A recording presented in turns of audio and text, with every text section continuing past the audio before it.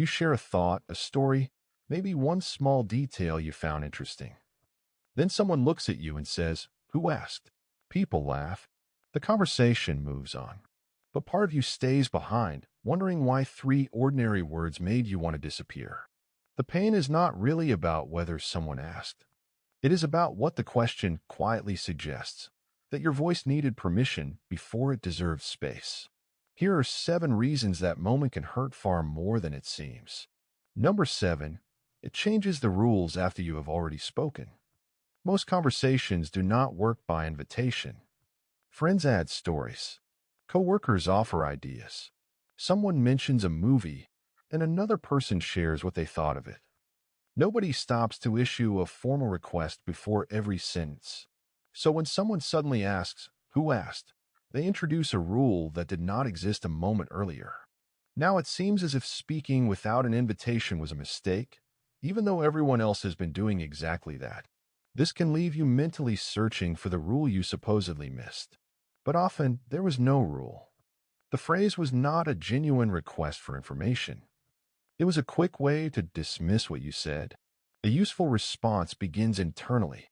I did not violate the rules of conversation by joining one. You are allowed to contribute without being summoned. Number 6, it rejects the person instead of answering the point. Imagine saying, "I actually like that ending." Someone could disagree. They could ask why. They could ignore the comment and continue. "Who asked?" does something different. It does not respond to your opinion. It questions your right to offer one. That distinction matters. A disagreement says, "I see this differently."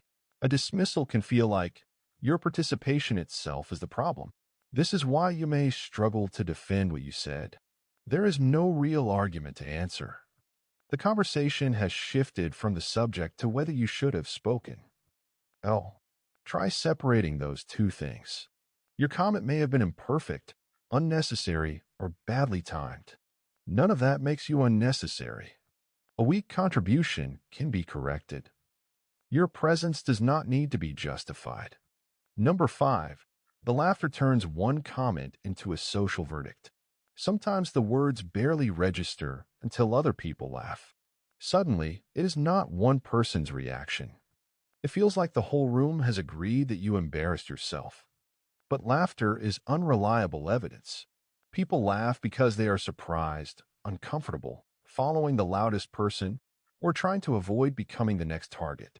A fast group reaction does not necessarily reveal what everyone privately believes. Still, your mind may store the moment as a vote, them against you. Later, you replay the faces, the pause, and the exact sound of the laughter.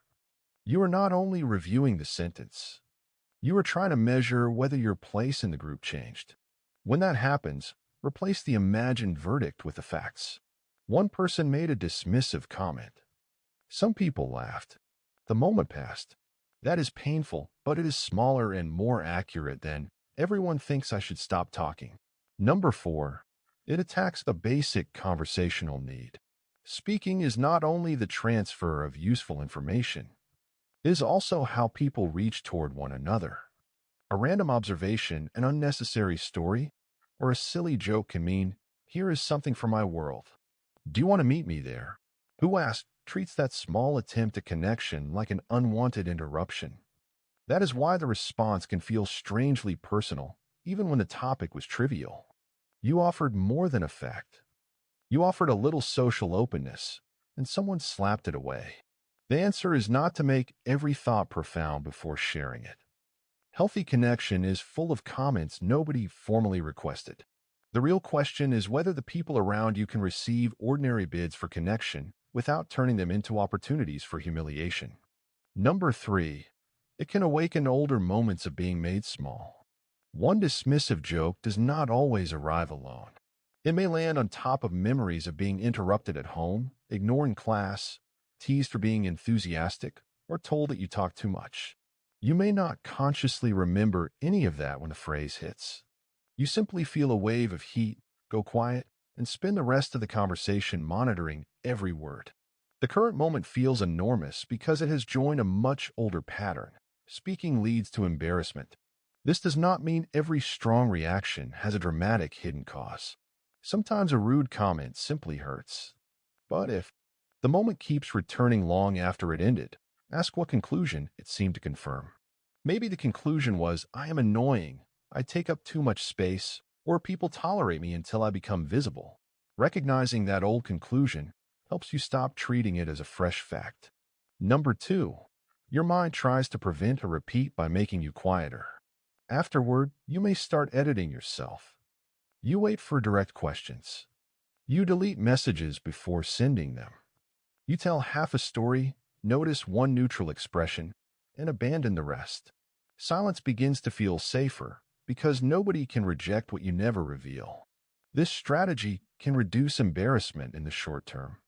It also teaches you that the rude person was correct. Your natural participation is dangerous and must be controlled. The cost appears slowly. Conversations feel like performances. Your attention moves away from the people in front of you and toward constant self-surveillance.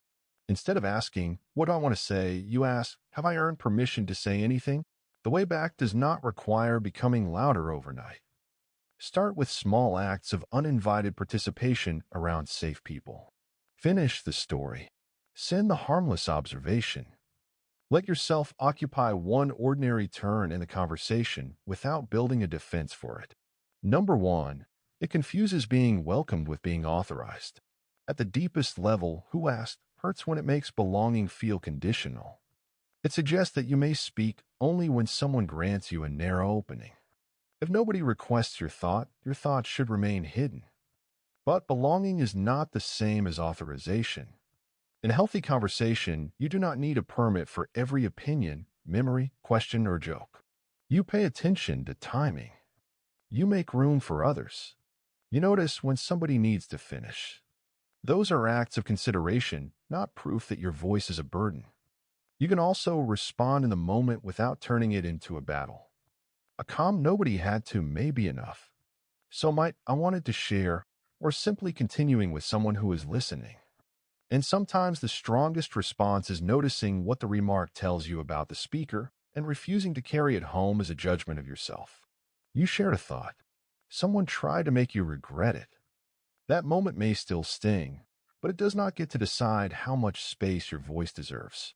You do not need to wait until someone asks before you are allowed to exist in the conversation.